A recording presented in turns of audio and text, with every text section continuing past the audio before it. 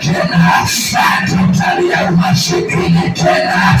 Unakaa mahali ambapo unastahili kuwa. Mimi niko na imani na ninaomba Bwana akupe imani. Imetosha kanisa, imetosha watoto wa Mungu. Haleluya.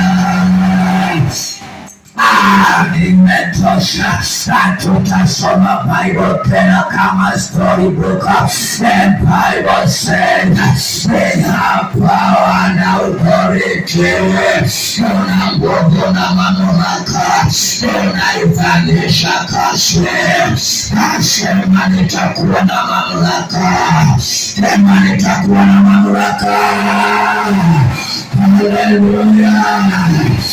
Tutatembea juu ya mapepo, tutatembea juu ya magonjwa, tutatembea juu ya maneno, na tutarejeshwa na upendo wa kwanza utarudi. Tutakuwa wale tulitawaliwa jana, tutakuwa wale tulikuwa wagonjwa tena, tutakuwa wale tulikuwa tunaandika wili jana usiku. Tutakuwa na tumaini na tutaishi. Haleluya. Wanamaanisha wakati kinara cha tatu kwa mahali pake, uwepo wa Mungu kuendelea katikati ya watu wake, na Yesu ataendelea kuwa ndani ya kanisa.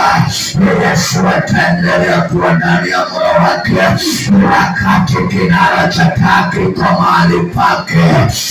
Bwana Yesu apewe sifa.